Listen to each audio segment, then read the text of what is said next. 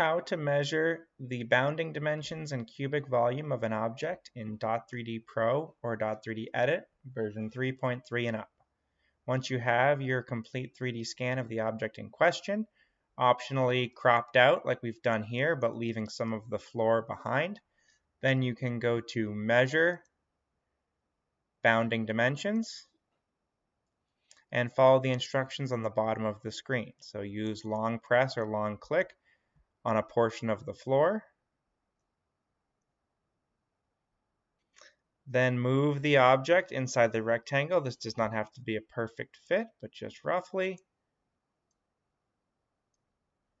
And press Fit Bounding Box on the top right. We now see measurements in our units of choice